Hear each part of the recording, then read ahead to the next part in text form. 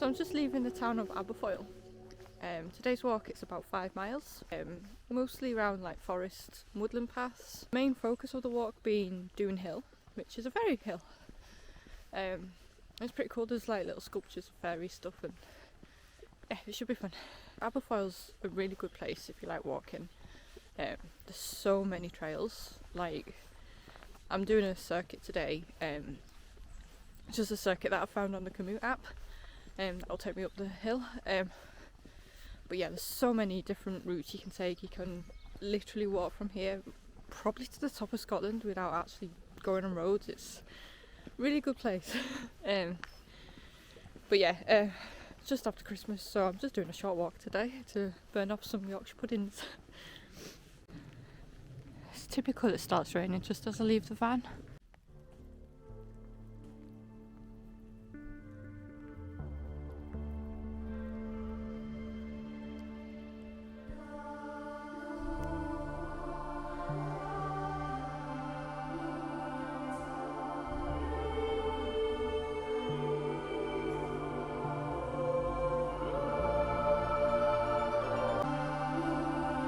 So these metal graves, these were to stop grave robbers.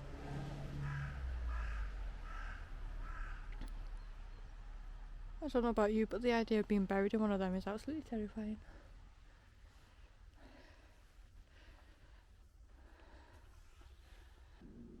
So apparently, I think back in like the 1600s, one of the reverends was very interested in fairies, and apparently he wrote a book about fairies and elves and things.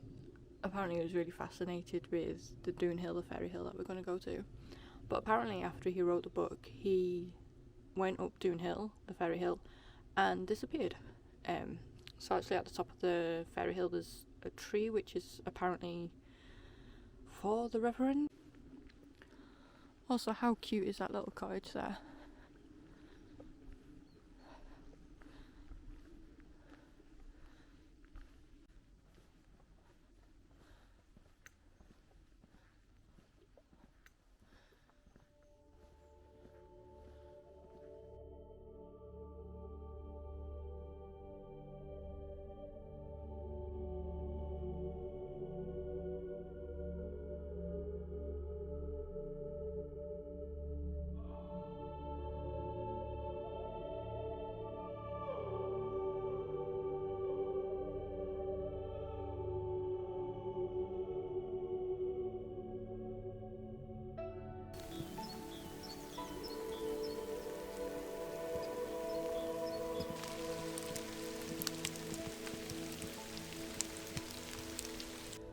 So I'm just heading up to the fairy tree now.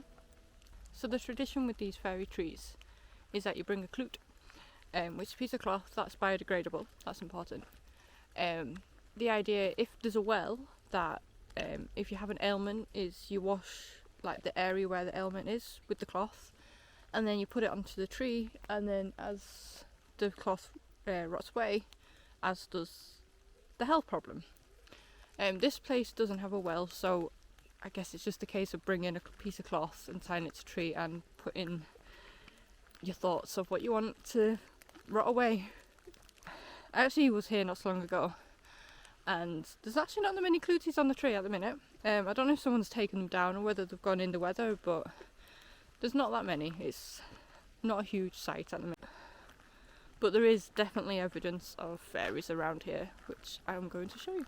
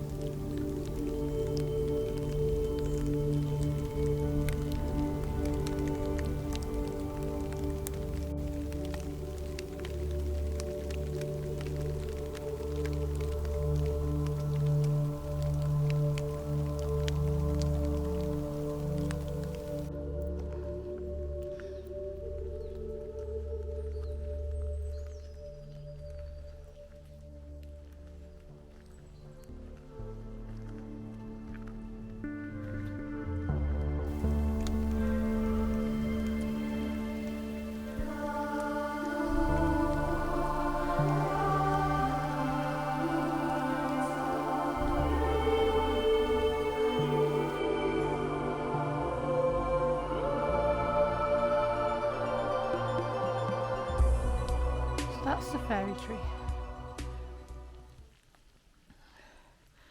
As I was saying before, normally it would have a lot more clutes on it. I mean, there's a few little tokens about and in other trees, but this tree is normally like loaded up with ribbons and bits of cloth. I'm not sure if someone's taken them down, which if they have, they're probably cursed, and quite rightly so. Although I have noticed some of the branches have been sawn off, so maybe someone's been maintaining the tree.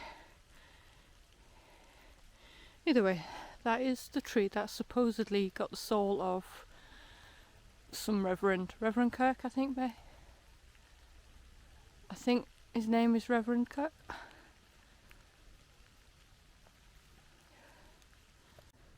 So yeah, there's not a huge amount to see actually at the tree, apart from it being a very, very nice tree.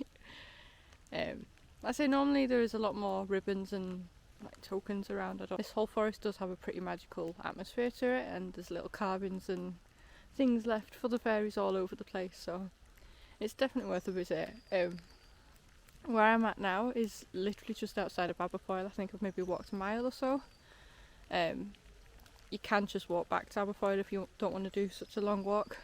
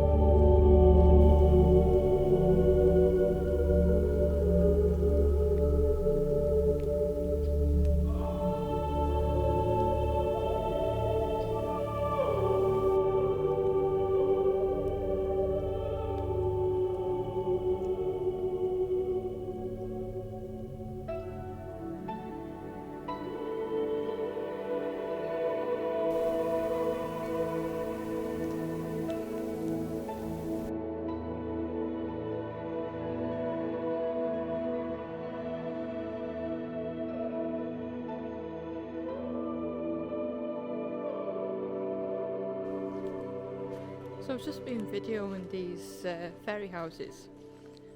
Now, I'm not sure if they're made by fairies or whether they're made by people.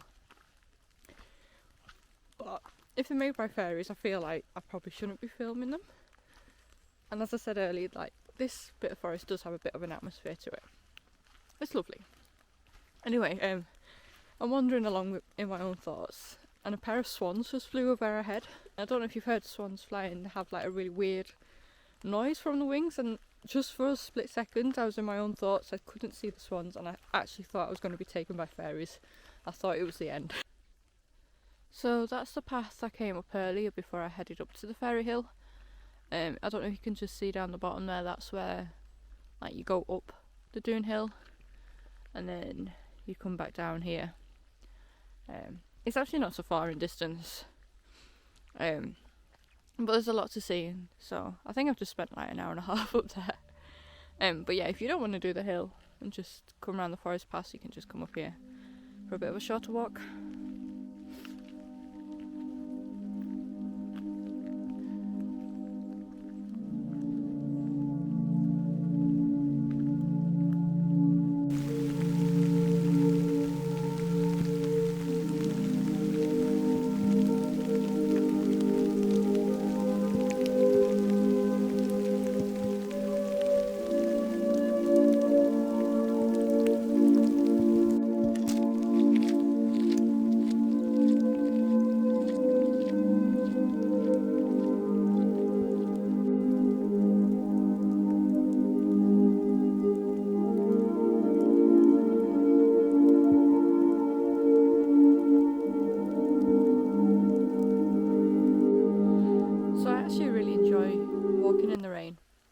And it's a lovely rainy day, so the problem is my jacket, I've been telling myself for quite a few months now that I need to re-waterproof it. I haven't done. I'm wet. I brought electronics obviously to film the video. They're not waterproof. My rucksack's not waterproof. And I've got a sandwich in my rucksack that is a really, really good sandwich, and I really don't want it to get wet. So I'm not really sure what to do. I've got a couple of miles left before I get back to the van. But yeah, I'm just sheltering in these trees for the moment because it's raining quite heavily at the minute.